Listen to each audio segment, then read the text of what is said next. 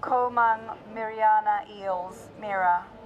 What sets this inquiry apart Louise Healy. is that it examines events that have hugely impacted each and every one of us.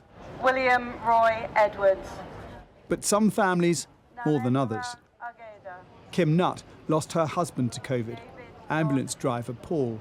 Paul Nutt. The girls, my other daughter as well, begged him not to go to work because they were worried about his safety. And he said, the guidance says what I have to do and I'll adhere to it and I'll be safe. And it really wasn't. The guidance was wrong? The guidance was totally wrong. At that time, Paul was told he didn't need to wear a mask. It was the testimonies of families that opened the inquiry, with a video played to the room.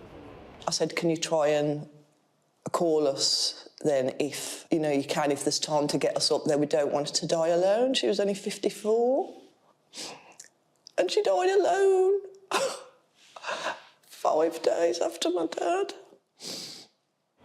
The scope of this inquiry is immense, from the political decisions that were made when the virus arrived to the long-term impact on the health service. But this first round of evidence looks at whether we could and should have been better prepared.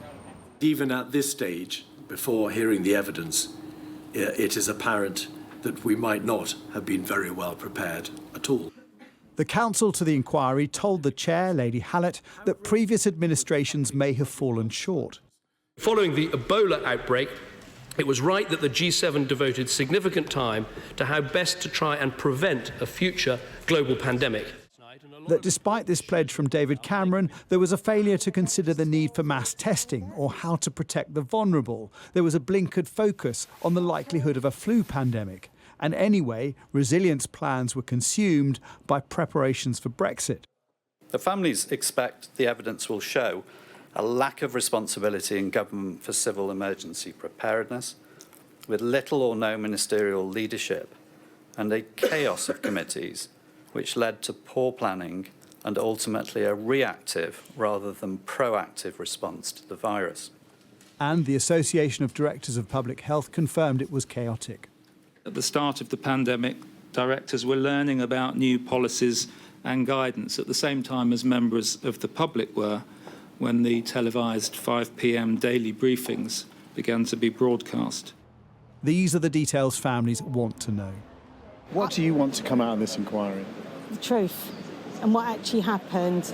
We need to know about the decisions that were made, why they were made or why they weren't made, so that we can hopefully learn the lessons to prevent anything like this happening again. The inquiry is expected to last more than 3 years. Jason Farrell, Sky News.